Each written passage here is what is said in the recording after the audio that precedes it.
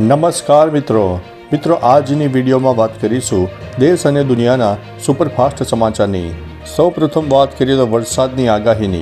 અત્યારે જ્યારે પાકિસ્તાન અને રાજસ્થાન તરફ સાયક્લોનિક સિસ્ટમ સર્જાય છે, જેના ભાગરૂપે થઈને રાજસ્થાન અને ગુજરાતના અનેક વિસ્તારમાં વરસાદ પડી રહ્યો છે। આજે તારીખ મિત્રો 14મી એપ્રિલ છે, તો આજે પણ ગુજરાતના અનેક વિસ્તારમાં વાદળછાયું વાતાવરણ રહેશે, જેમાં ખાસ કરીને ઉત્તર ગુજરાત, મધ્ય ગુજરાત, કચ્છના પણ અનેક ભાગો, સૌરાષ્ટ્રનો પૂર્વ તરફનો વિસ્તાર અને દક્ષિણ ગુજરાતના પણ કોઈ વિસ્તારમાં હળવા મધ્યમ વરસાદી ઝાપટા થઈ શકે છે। કોઈ વિસ્તારમાં તો તોફાની પવન સાથે પણ વરસાદ થઈ શકે છે।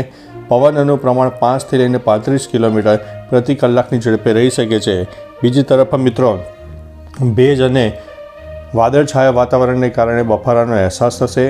મહત્તમ તાપમાન 38 થી 40 ડિગ્રીની આસપાસ રહી શકે છે।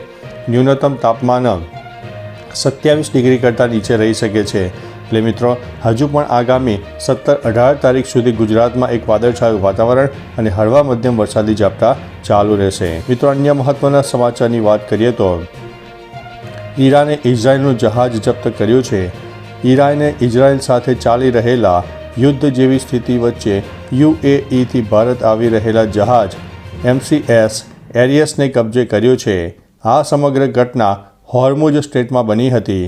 આ ઘટનાનો વિડીયો વાયરલ થઈ રહ્યો છે, જેમાં જોવા મળી રહ્યું છે કે હેલિકોપ્ટરથી આવેલા ઈરાની સેનાના કમાન્ડોએ જહાજને પકડી લીધું। ઈરાની દળો આ જહાજને ઈરાન લઈ ગયા હતા। જહાજમાં ઘણા ભારતીયો હોવાનો અહેવાલ છે। જહાજ પર હાજર ભારતીયોએ હવે મદદ માટે વિનંતી કરી છે। મિત્રો અન્ય મહત્વના સમાચારની વાત કરીએ તો કચ્છ નર્મદા બ્રાન્ચ કેનાલના ભ્રષ્ટાચારનો જીવતો જાગતો પુરાવો। કૌશિક કંઠેચા નામના એક વ્યક્તિએ એક્સ પર લખ્યું છે કે કચ્છ નર્મદા બ્રાન્ચ કેનાલ એ ભ્રષ્ટાચારનો જીવતો જાગતો પુરાવો છે। ખેડૂતોનો આક્ષેપ છે કરોડોના ભ્રષ્ટાચારને કારણે અનેક જગ્યાએ કેનાલો તૂટી રહી છે। ફરીથી આ કેનાલ નાની ખાખર પાસે તૂટવાને કારણે ખેડૂતોનું ખેતર તળાવમાં ફેરવાયું છે। છેલ્લા 5 વર્ષમાં અલગ જગ્યાએથી ઘણી વખત કેનાલ તૂટી હતી, જેના કારણે ખેડૂતોને તેમના ખેતરોમાં ભારે નુકસાન થયું છે। મિત્રો અન્ય મહત્વના સમાચારની વાત કરીએ તો લોકલ ટ્રેન અને બસનો થયો છે અકસ્માત। ગુજરાતમાં ગીર ગઢડા હડમડિયા ગામ પાસે લોકલ ટ્રેન અને બસનો અકસ્માત થયો હતો।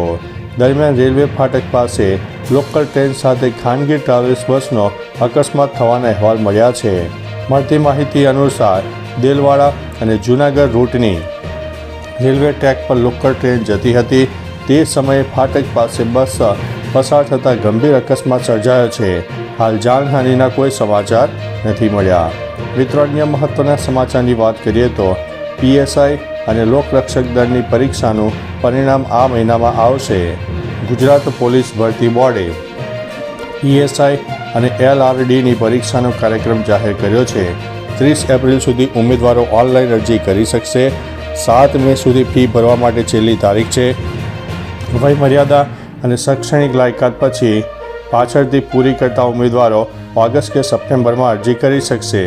PSIનું ઓગસ્ટ અને LRDનું પરિણામ એપ્રિલ 2025માં જાહેર થશે।